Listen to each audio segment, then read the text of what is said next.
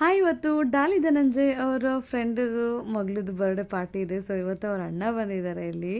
And ಇವತ್ತು ನಾನು ಇಲ್ಲಿ ಡೆಕೋರೇಷನ್ ಮಾಡೋದಕ್ಕಾಗಿ ಬಂದಿದ್ದೀನಿ. ಡೆಕೋರೇಷನ್ ಎಲ್ಲ ಕಂಪ್ಲೀಟ್ ಆಗಿದೆ. ಡೆಕೋರೇಷನ್ ಹೇಗೆ ಬಂದಿದೆ ಅಂತ ಕಮೆಂಟ್ ಮಾಡಿ. ಆ್ಯಂಡ್ ಇವತ್ತು ಇಲ್ಲಿ ಕೀರ್ತಿ ಅಕ್ಕ ಕ್ಯಾಟ್ರಿಂಗ್ ಸರ್ವಿಸ್ ಮಾಡ್ತಿದ್ದಾರೆ. ಸೊ ಲೈಕ್ ಇದು ಅಕ್ಕನ ಕಡೆಯಿಂದ ಓಕೆ ಆಗಿದೆ ಆರ್ಡರ್. ಇದು ನನಗೆ ಅಕ್ಕ ಕ್ಯಾಟ್ರಿಂಗ್ ಮಾಡ್ತಿದ್ದಾರೆ ಅಲ್ಲಿ ಇವತ್ತು. ಆ್ಯಂಡ್ ಇವತ್ತು ಆಲ್ಮೋಸ್ಟ್ ಒಂದು 50 ಮೆಂಬರ್ಸ್ಗೆ ಫುಡ್ ಎಲ್ಲ ರೆಡಿ ಮಾಡಿದ್ದಾರೆ. ಸೊ ಕಸ್ಟಮರ್ ರಿಕ್ವೈರ್ಮೆಂಟ್ ಏನಿತ್ತಲ್ಲ ಅದಕ್ಕೆ ತಕ್ಕಂತೆ ಕಸ್ಟಮರ್ ಹೇಳಿದ ಐಟಮ್ಸ್ ಎಲ್ಲ ರೆಡಿ ಮಾಡಿಕೊಟ್ಟಿದ್ದಾರೆ. ತುಂಬ ಚೆನ್ನಾಗಿತ್ತು, ಟೇಸ್ಟು ತುಂಬ ಚೆನ್ನಾಗಿ ಬಂದಿದೆ. ಆ್ಯಂಡ್ ಜನ ಕೂಡ ತುಂಬ ಚೆನ್ನಾಗಿದೆ ಅಂತ ಹೇಳಿದ್ರು. ಪ್ರತಿಯೊಬ್ಬರು ಊಟ ಮಾಡಿ ಬಂದುಬಿಟ್ಟು ರಿವ್ಯೂಸ್ ಕೊಡ್ತಾಯಿದ್ರು ಹೇಗೆ ಬಂದಿದೆ ಊಟ ಅಂತ. ಕಸ್ಟಮರ್ಗಂತೂ ತುಂಬ ಫುಲ್ ಖುಷಿಯಾಗೋಯಿತು. ಎಲ್ಲರೂ ತುಂಬ ಚೆನ್ನಾಗಿದೆ ಅಂತ ಹೇಳ್ತಾ ಇದ್ದಾರೆ, ಊಟ ತುಂಬ ಚೆನ್ನಾಗಿ ಬಂದಿದೆ ಅಂತ ಹೇಳ್ಬಿಟ್ಟು.